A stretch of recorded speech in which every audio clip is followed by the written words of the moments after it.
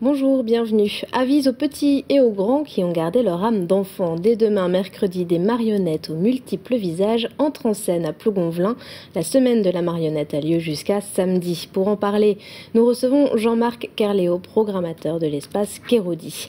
Avant cela, le point sur l'actualité de ce mardi 17 avril dans le Finistère. L'événement ce mardi, c'était la visite de Nicolas Sarkozy en Finistère. À 5 jours de l'élection présidentielle, l'actuel président et candidat UMP a d'abord visité en fin d'après-midi le chantier naval Sibiril à Carantec.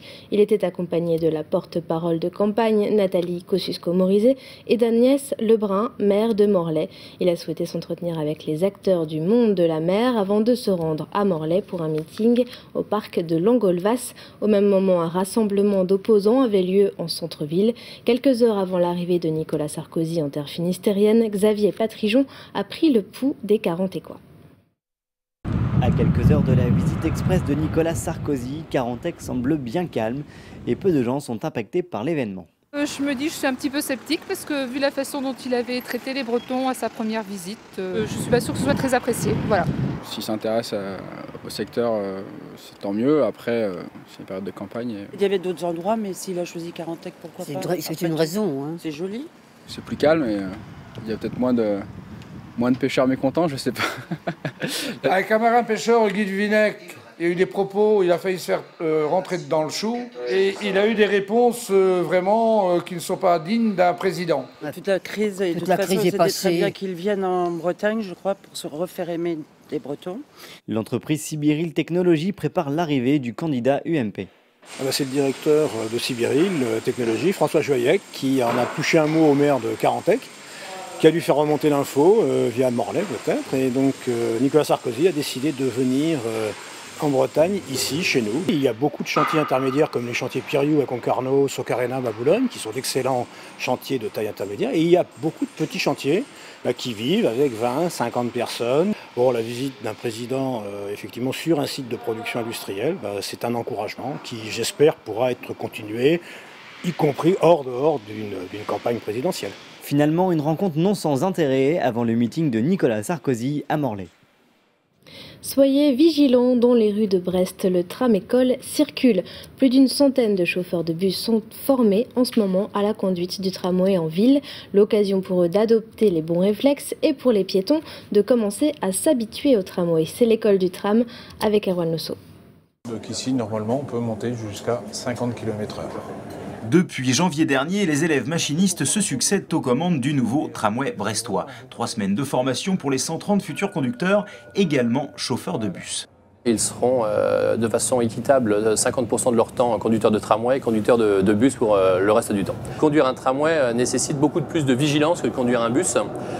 D'ailleurs, les durées de vacation de conduite d'un tramway sont plus petites que la durée de vacation de conduire un bus. On ne peut pas conduire un tramway plus de 3h30 alors qu'on peut conduire un bus jusqu'à 4 heures d'affilée. Voilà le danger.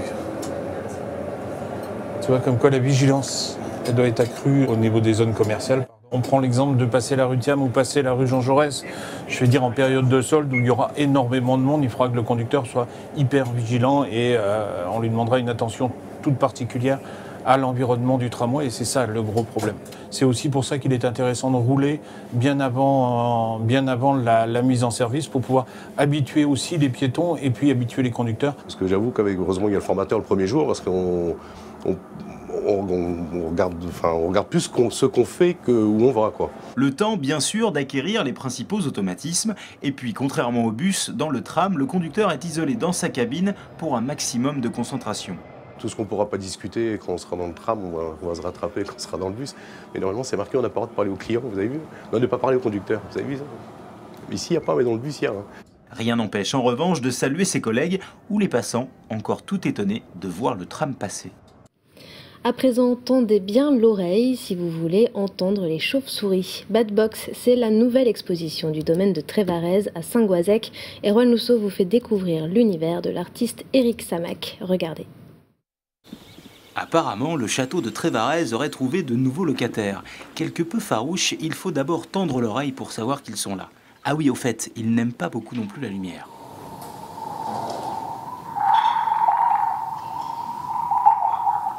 C'est ce qui m'a frappé tout de suite. Je me suis dit, mais c'est fou, un monument historique habité par des chauves-souris, quel luxe! Captivé par les sons, Éric Samac a donc transformé les écuries du château en un véritable auditorium. Et de cette rencontre privilégiée avec ces animaux de nuit est née une exposition intitulée Bad Box. Cela vient de cette petite boîte, la Bad Box, qui est un outil incroyable qui permet d'entendre en temps réel et de transformer en temps réel les sons des chauves-souris et surtout l'écolocalisation des chauves-souris. Tous ces sons inaudibles pour l'être humain le deviennent enfin, et les chauves-souris que l'on distingue habituellement virevoltant dans la pénombre se livrent à nous, tête en haut, dans leur nurserie par vidéo interposée, et en direct s'il vous plaît. Et comme un écho à leurs chants aveugles, la réponse remonte du jardin. Celle-là, elle est bien là. Ces sons proviennent en fait de flûtes solaires. Elles fonctionnent à l'aide de petites turbines qui soufflent dans de longs tuyaux. La particularité de ce fonctionnement, donc au fil du soleil, fait que la flûte est en symbiose avec l'arbre. Lorsque les arbres reçoivent le soleil et s'éclairent, et la flûte se met à chanter. Ça nous pousse à écouter mieux le site. Et du coup, on est aussi attiré plus loin dans le parc. Et vous avez jusqu'au 14 octobre prochain pour vous aventurer sur la vingtaine d'hectares que couvre ce parcours sonore. Place à notre invité Jean-Marc Kerléo, bonjour. Bonjour. Alors, dès demain mercredi et jusqu'à samedi, des marionnettes de toutes sortes s'invitent sur la scène de Kéraudy à Plougonvelin. Et vous êtes le programmateur de cette salle de spectacle. D'où vous est venue l'idée de créer cette première édition de la Semaine de la marionnette? Bah écoutez, effectivement, bon, c'est la première fois qu'on organise cet événement. On a une programmation qui est assez ouverte aux différents arts du spectacle, aussi bien au théâtre, à la danse et à la musique. Mais il nous manquait un temps fort dans notre saison. Et chaque année, au moment de Pâques, on proposait une animation pour les enfants. Et cette année, on a voulu l'étoffer et puis vraiment créer un temps fort, donc avec ce festival, cette semaine de la marionnette. Alors, qu'y a-t-il au programme pendant ces 4 jours ? On est parti sur une programmation de spectacle, puisqu'on est une salle de spectacle. Donc on a voulu faire découvrir au public toute la diversité de ces arts, de la marionnette, donc avec des compagnies qui sont essentiellement de la région, donc avec le théâtre des Tarabat, dont on voit l'image pour Pierre et le Loup, une compagnie qui s'appelle Maurice et Compagnie qui viendra avec 2 spectacles, Le Camion Fantôme et puis également Voyage à travers l'Atlas samedi prochain. Et puis une compagnie qui vient de s'installer dans le Finistère, à Crozon plus exactement, une compagnie qui est allemande et donc qui viendra avec La Reine des couleurs. Alors on parle de théâtre d'objets, je crois également. De quoi s'agit-il ? La marionnette a connu une évolution assez importante après la Deuxième Guerre mondiale, c'est-à-dire qu'on est passé de guignol en gros à une évolution beaucoup plus importante, un mélange entre différents arts, à la fois le théâtre mais aussi les arts plastiques. Et aujourd'hui on parle par exemple effectivement de théâtre d'objets, puisqu'on peut faire de la marionnette avec des objets qui sont même des objets courants. Et est-ce que les spectacles de marionnettes aujourd'hui fonctionnent encore ? Oui, parce qu'ils s'adressent bien sûr aux enfants, mais il y a également des spectacles qui s'adressent aux adultes. Et ce qui est vraiment intéressant avec la marionnette, c'est que c'est à la fois un art qui est populaire, c'est vrai que tout le monde connaît la marionnette, voilà, mais on retrouve aussi dans l'évolution que connaît le théâtre notamment, il y a beaucoup de metteurs en scène qui utilisent la marionnette d'aujourd'hui dans leurs spectacles. Et c'est ça qui est intéressant, quoi. C'est ce côté populaire, mais à la fois exigeant qu'il y a dans les marionnettes. Alors, en quelques mots, les infos pratiques. Donc, dès demain mercredi, les spectacles débutent. Combien ça coûte de venir voir un spectacle de marionnettes ? Eh bien, écoutez, ça coûte pas très cher, puisque les tarifs vont de 4 à 9 euros. 4 € c'est pour les enfants de moins de 12 ans. Donc il y a 2 spectacles mercredi, donc Pierre et le Loup. Et puis donc ça ira jusqu'à samedi avec un spectacle par jour. Et il y aura également une exposition de marionnettes pendant toute cette durée. Et tout ça est à découvrir aussi sur le site www.plogonvelin.fr.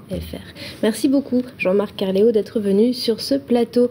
Merci à tous d'avoir suivi cette édition. Je vous donne rendez-vous demain pour un nouveau JT. Au revoir.